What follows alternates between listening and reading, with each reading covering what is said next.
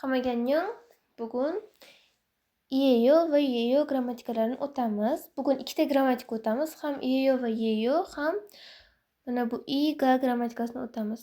Necha kundan beri kasal edim, ovoz olmayotgandim. Shuning uchun ham dars o'ta olmadim. O'shanga ikkita mavzuni bitta qilib o'tib beraman. Iyeyo va yeyo. Bu grammatikaning o'zbek tilidagi ko'rinishi man, san, dirga to'g'ri keladi. Bular otlarga qo'shiladi. Ot, narsa nomlariga yoki odam nomlariga qo'shiladi. Agar so'zimiz pachim, ya'ni undosh bilan tugasa, ot plus yeyo bo'ladi. Undosh, ya'ni undosh pachim bilan tugasa, yeyo qo'shamiz. Agar so'zimizda pachim bo'lmasa, ya'ni pachim yo'q, unli harf bilan tugasa, o'sha otlarga iyeyo qo'shimchasini qo'shamiz. Bu yerda keyin bir eslatma bor. Agar ismlar unli bilan tugasa, misol uchun Lola bunga yeyo qo'shiladi. O'zi aslida bu yerda Lola pachim yo'q, oxiri a unli harf bilan tugagani uchun bu yerda yeyo qo'shishimiz kerak, lekin bu odam ismi bo'lgani uchun yeyo qo'shimchasini qo'shamiz. Bu faqatgina odamlarning ismlariga amal qiladi, boshqa narsalarga to'g'ri kelmaydi. Shunda Lola yeyo bo'ladi. Mana. Keyin iyeyo va yeyo o'zini tanishtirganda yoki biror narsani nomini, qanaqaligini aytganimizda ishlatiladi. Bu qo'shimcha imnida bilan bir xil vazifani bajaradi. Farqi imnida rasmiy hollarda ishlatiladi. O'zimizda yoshi, lavozimi katta odamlarga gapirganimizda imnida deb ishlatsak, bu yeyo ham xuddi o'sha, faqat norasmiy. Yaqin do'stlarimizga, yana kimni sensirab gaplashsak, yaqin odamlarimizga shunaqa yeyo qo'shib gapiramiz. Endi buni misollarda ko'rib chiqamiz. Yimun igosin tek yeyo. Igosin tek yeyo. Bu narsa kitobdir. Shunchaki bu kitobda deb qo'ysak ham bo'ladi. Keyin 그 사람이 선생님이에요. 그 사람은 선생님이에요. U odam ustozdir. 저것은 배예요. Anavi nokdir. Bu yerda unli p, diftonga unli bilan tugagani uchun ham yeyo qo'shimchasini qo'shamiz. 저는 학생이에요. Men o'quvchiman. Munisa는 학교 가요. Munisa는 학교에 가요.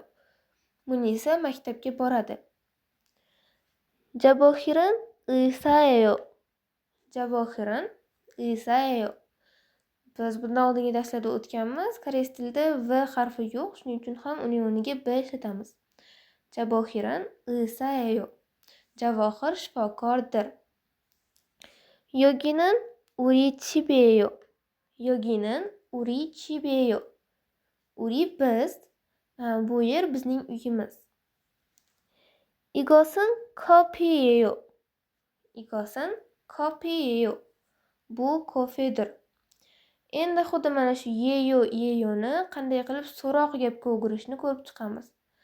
Koreys tilida so'roq va madal gaplar yozilishida bir xil bo'ladi. Madal gap, ya'ni oddiy gaplarimiz bilan so'roq gaplarimiz hammasi bir xil yoziladi. Umuman farqi bo'lmaydi. Faqatgina yozayotganimizda oxiriga so'roq belgisini qo'yamiz. Keyin faqatgina talaffuz qilganimizda so'zning oxirini balandroq intonatsiya bilan aytish kerak bo'ladi. Masalan, 그 사람은 배우예요. Agar shunchaki bu odam aktyor deb aytmoqchi bo'lganimizda 그 사람은 배우예요 deb qo'yardik. Lekin bu yerda bu odam aktyormi deb so'ramoqchi bo'lganimiz uchun, savol bo'lgani uchun 그 사람은 배우예요. Mana shu so'zlarning oxiridagi yeyo qo'shimchalarini balandroq intonatsiya bilan talaffuz qilsak, bu savol shakliga aylanib ketadi.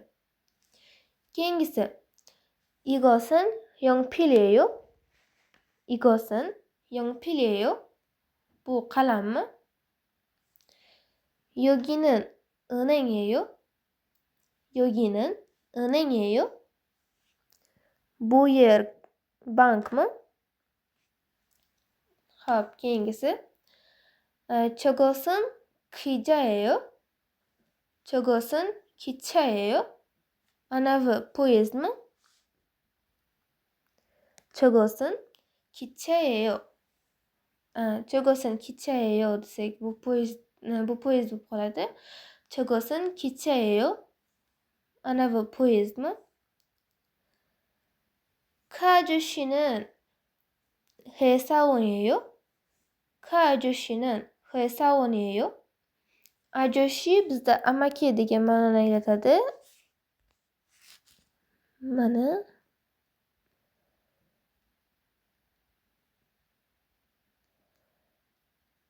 ajoshi.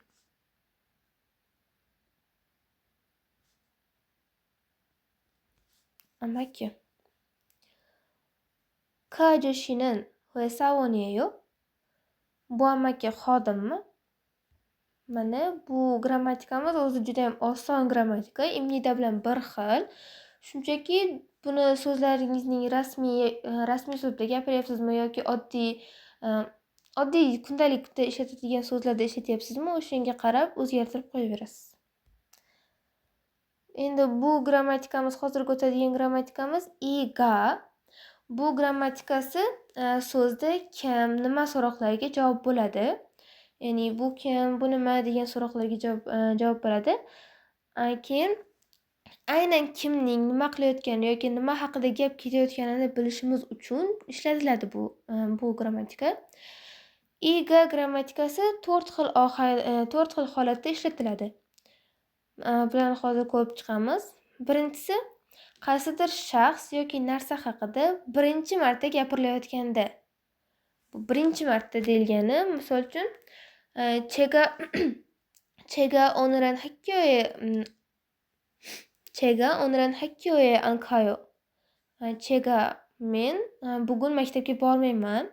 제가 오늘은 학교에 안 가요. 저는 아파요. Men kasalman. Mana bu yerda birinchisida ko'rib turganingizdek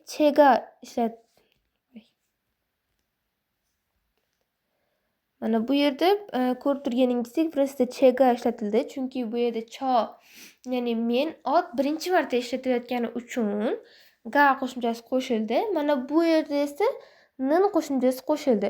Chunki bu yerda allaqachon men so'zi ikkinchi marta takrorlanyapti. Shuning uchun ham bunisiga ga emas, nin qo'shimchasi qo'shiladi.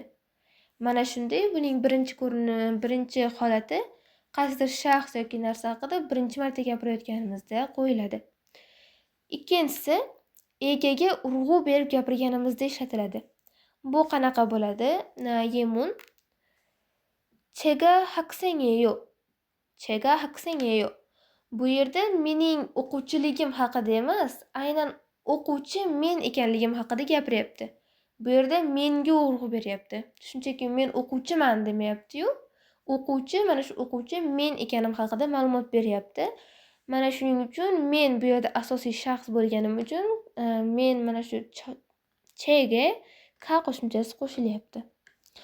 Keyingisi 수민이 영어 선생님이에요. Sumin ingliz tili o'qituvchisidir. Bu yerda ham Sumin asosiy mana shu ingliz tili o'qituvchisi Sumin ekani haqida, mana shu Sumin ingliz tilidan dars berish haqida ma'lumot berayotgani uchun ham i qo'shimchasi qo'shilyapti. Uchinchisi esa inkor gaplarda, ya'ni aniyeyo emas qo'shimchasi ishlatilganda iga qo'yiladi. Buni ham yemunda ko'ramiz. 이것은 사과가 아니에요.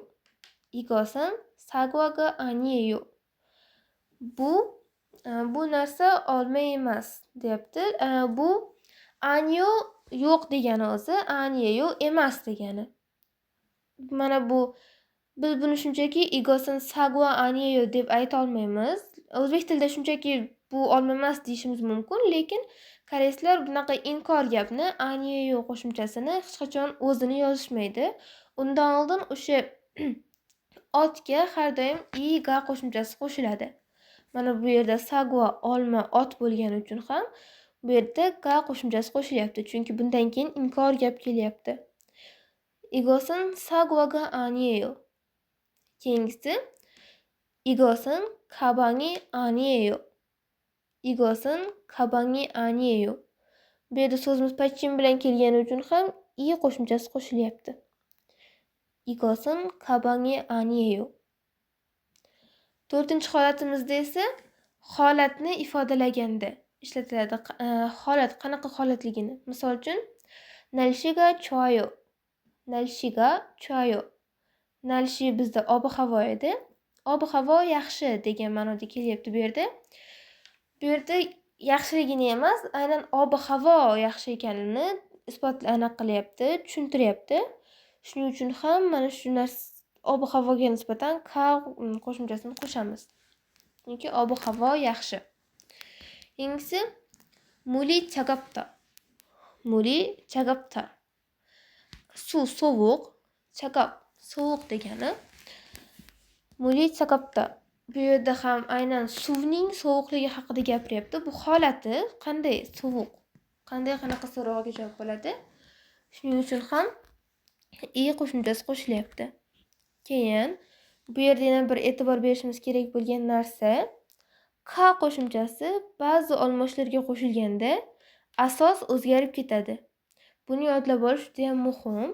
Bu yerda kani qo'shganimizda o'sha qo'shgan so'zimiz, ya'ni asosimiz ba'zi vaqtlarda o'zgarib ketishi mumkin. Misol uchun na men bo'lsa, naga ka qo'shimchasini qo'shganimizda nega bo'ladi. Ya'ni men bu norasmiy shaklda nanin deb ishlatiladi. Naga bunga ka qo'shimchasini qo'shganimizda esa nega bo'lib o'zgaradi. Keyingisi cho ham men bu rasmiy shaklda o'zimizdan kattalarga, lavozim kattalarga nanin deb ishlatmaysizda, chonin, chega deb ishlatasiz. Bu choga ka qo'shganimizda chega bo'lib o'zgarib ketadi. Bunga ham e qo'shiladi. Keyingisi no, sen. Bunga ham ka qo'shimchasini qo'shganimizda nega bo'ladi. Undan keyingisi nugu, ya'ni kim. Bunga ka qo'shimchasini qo'shganimizda mana bu nugudagi gusi tushadi, bu tushib qoladi-da, o'rniga ka qo'shimchasi qo'shiladi. O'shanda nuga bo'ladi. Ya'ni kim? Savol bu, nuga.